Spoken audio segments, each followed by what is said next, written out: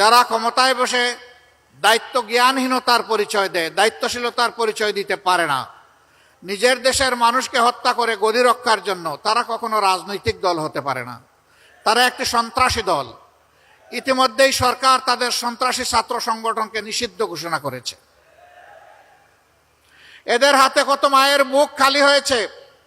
এক আবরার ফাহেদ নয়, এরকম আবরার ফাহাদের মতো কত লোক, কত ছাত্রকে, আমাদের কলিজার টুকরাকে তারা নির্মমভাবে হত্যা করেছে।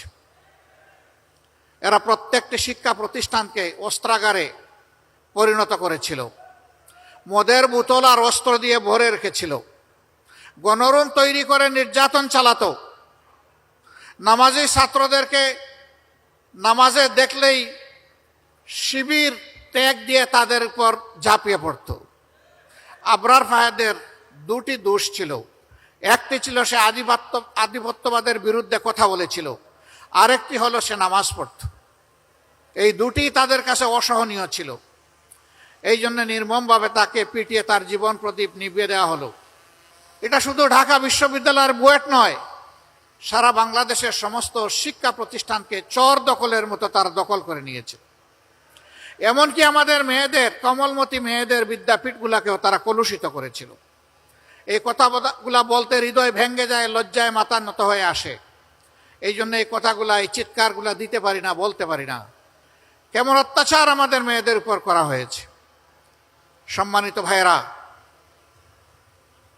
এরা তো এদেশেরই মানুষ ছিল, কেন তাদের এত ক্ষোভ এই দেশ এবং জাতির উপর, বিশেষ করে ছাত্র সমাজের উপর? কারণ সব দেশে, সব সমাজে যুবক এবং ছাত্ররা সবসময় থাকে অন্যায়, দুঃশাসন এবং নির্যাতনের বিরুদ্ধে। এরা কখনো দুঃশাসন এবং দুর্নীতিকে মেনে নেয় না, আর তারাই দুইটাই জাতিকে উপহার দিয়েছিল। এই জন্য ছাত্র সমাজ দফায় দফায় আন্দোলন করেছে।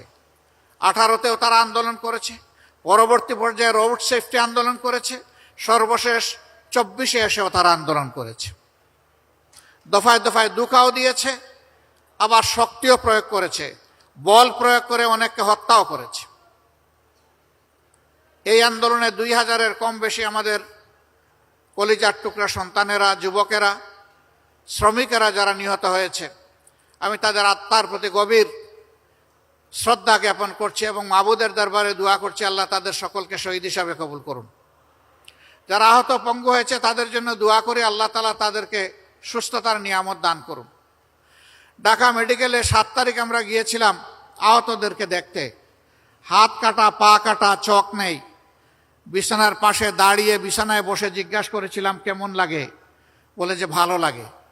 আমাকে আহত অবস্থায় রক্ত ঝরছে, চোখ নাই, তুমি দেখো না, তাও তোমার ভালো লাগে।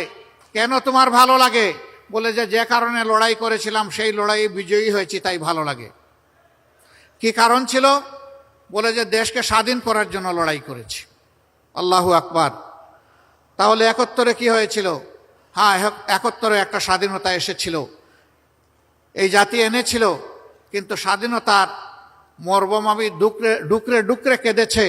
স্বাধীনতার ফসল বাংলাদেশের জনগণের পকেটে এবং ঘরে উঠেনি।